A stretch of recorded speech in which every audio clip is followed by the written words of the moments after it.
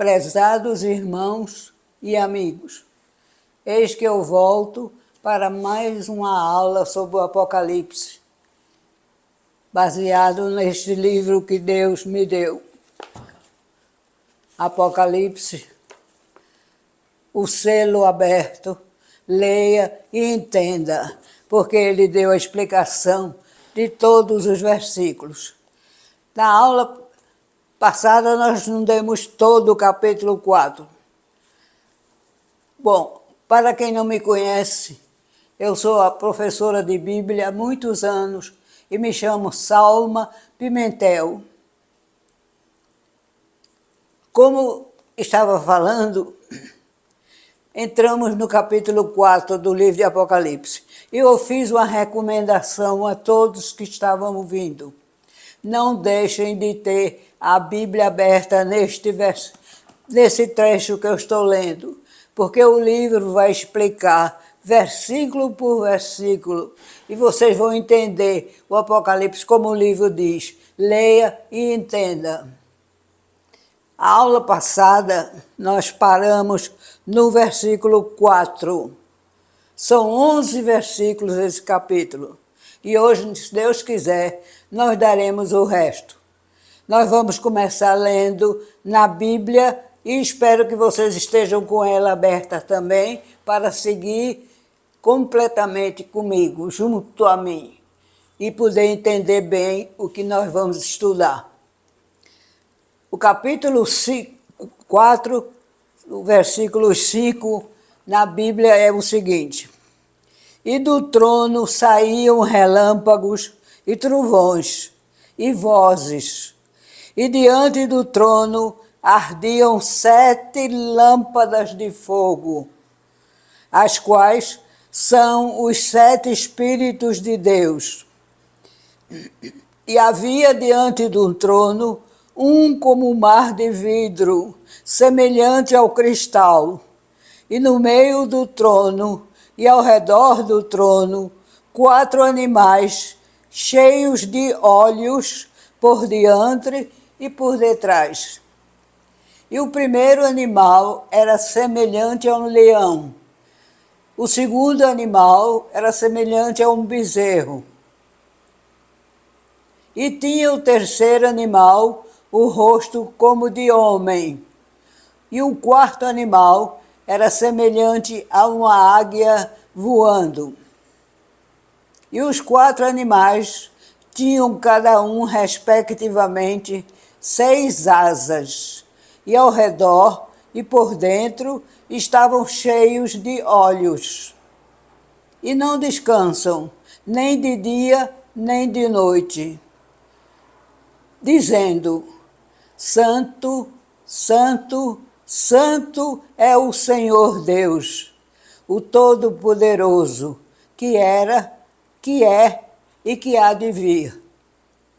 E quando os animais davam glória e honra e ações de graças ao que estava sentado sobre o trono, ao que vive para sempre, os 24 anciãos prostravam-se diante do que estava sentado sobre o trono.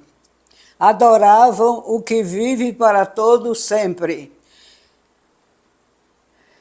E lançavam as suas coroas diante do trono, dizendo: Digno és, Senhor, de receber glória e honra e poder, porque tu criaste todas as coisas, e por tua vontade são e foram criadas.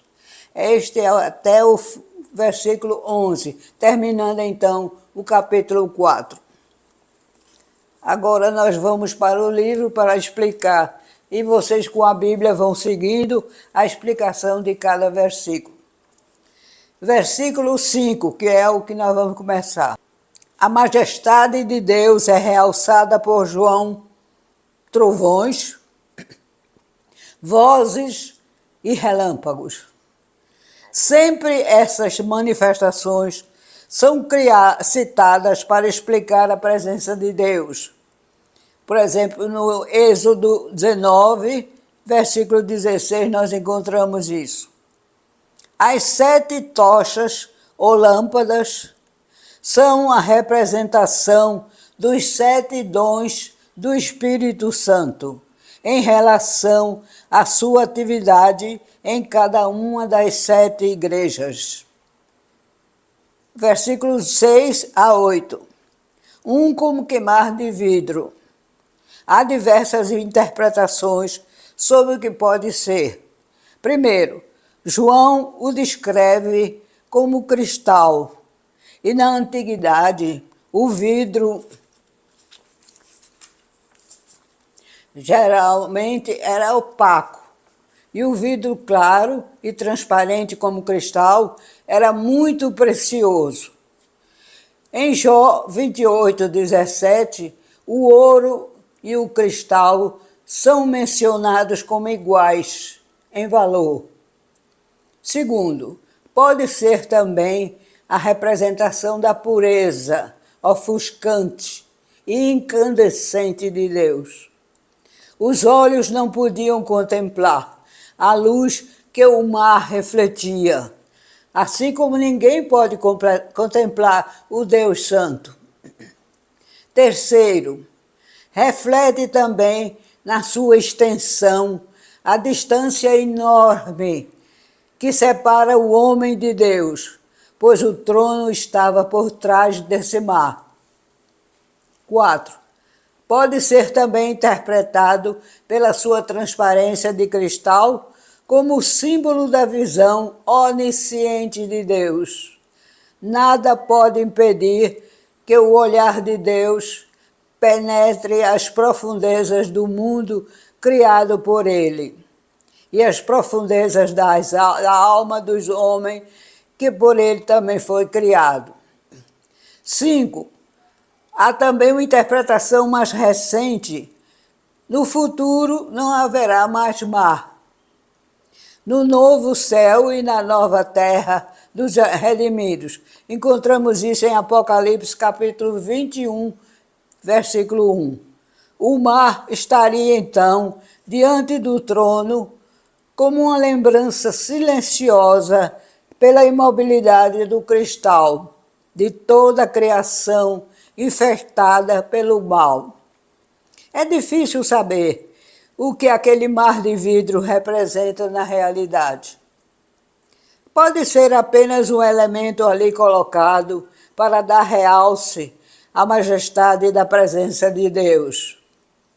Assim como, diante do trono de Salomão, havia um piso de vidro, semelhante a um mar, a tal ponto que iludiu a rainha de Sabá, que levantou as saias para não molhá-las, quando visitou Salomão, aproximando-se do trono.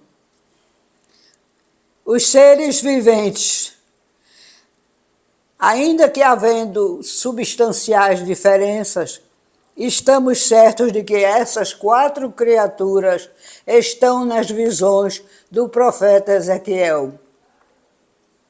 No livro do profeta, encontramos todos os detalhes da visão de João no Apocalipse, só que em outra ordem, mas a semelhança é evidentemente clara.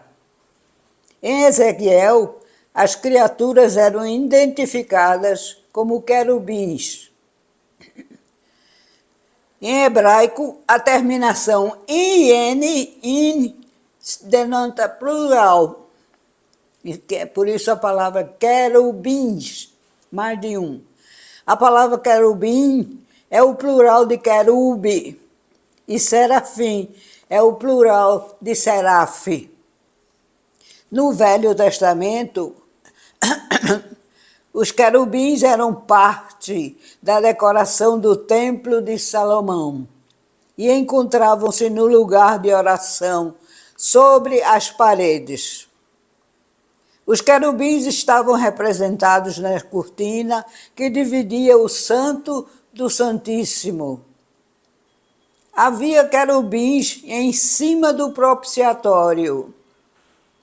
A representação de Deus mais frequente é o que o descreve sentado no meio dos querubins, como nas orações que estão em vários trechos do livro da Bíblia. Deus é representado ainda voando sobre os querubins ou sobre as asas do vento. Em Salmo 18, 10, encontramos isso. Eram os querubins que vigiavam o caminho do jardim do Éden, quando Adão e Eva foram expulsos de lá.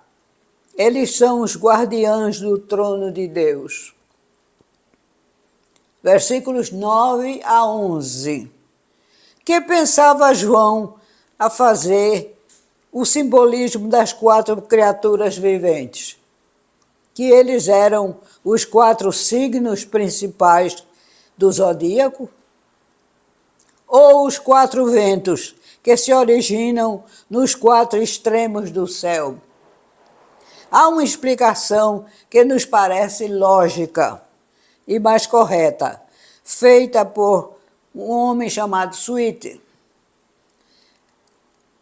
ou Suete, depende da pronúncia. As 4 criaturas, ele diz o seguinte: as 4 criaturas representam o nobre, o forte, o sábio e o rápido da natureza, e tem proeminência em sua própria esfera e no mundo. O leão é o mais importante dos animais selvagens. O boi, o mais forte dentre os animais domésticos. A águia é a rainha das aves. E o homem, o supremo superior entre todas as criaturas viventes. E aqui nós vemos o mundo natural, que eleva sua louvação a Deus, e isso juntamente com os 24 anciãos.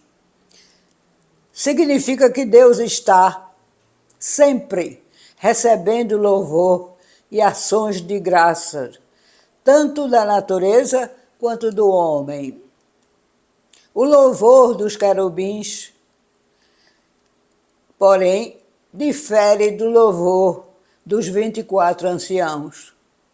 Os primeiros louvam a Deus pela sua eternidade, ao que era, ao que é e ao que há de vir. E os segundos pela obra de suas mãos, porque todas as coisas tu criaste. Sim, por causa de tua vontade vieram a existir e foram criadas. Atrás de toda a criação está a vontade ativa e soberana de Deus, o Criador onipotente. Irineu, um homem chamado Irineu, em 170 depois de Cristo, identifica as 4 criaturas como os 4 aspectos da obra de Cristo representada nos 4 evangelhos. O leão simboliza a poderosa e efetiva obra do Filho de Deus. Sua liderança e seu poder soberano. O cordeiro significa o aspecto sacrificial e sacerdotal de sua obra, uma vez que era um animal usado em sacrifícios pelo pecado. O homem simboliza a sua encarnação e a águia, o dom do Espírito Santo, que sobrevoa e protege a igreja. É Agostinho, porém, quem identifica melhor as 4 criaturas com os 4 evangelhos. Mateus, o leão, porque apresenta Jesus como o leão de Judá. O livro Marcos, o homem, porque descreve o dia a dia da vida humana de Jesus. É um verdadeiro diário. Lucas, o boi, porque apresenta Jesus como oferenda sacrificial para toda a raça humana, em qualquer lugar e em qualquer época. João, a águia, porque é a ave que voa mais alto e a única que pode fixar seu olhar no sol. E o seu evangelho é o que se eleva às ondas mais altas do pensamento humano, pela a maravilha da revelação que ele recebeu do Senhor. E aqui nós terminamos o capítulo 4, que espero que vocês tenham seguido pela palavra para poder entender. Na próxima aula, com a graça de Deus, nós iniciaremos o capítulo 5, que para mim é um dos mais belos do livro Apocalipse. Me comoveu profundamente quando eu pude escrever esse capítulo. Vocês acho que vão sentir também a mesma emoção. É um capítulo muito lindo. E vocês devem estudá-lo logo aqui na Bíblia, para quando o livro explicar cada versículo, vocês sentirem a emoção de ter um Deus como Salvador e ter vindo morrer por nós para nos salvar e nos dar uma vida eterna. Que Deus os abençoe e os faça muito, muito mesmo felizes, com fé nesse Jesus maravilhoso. Amém.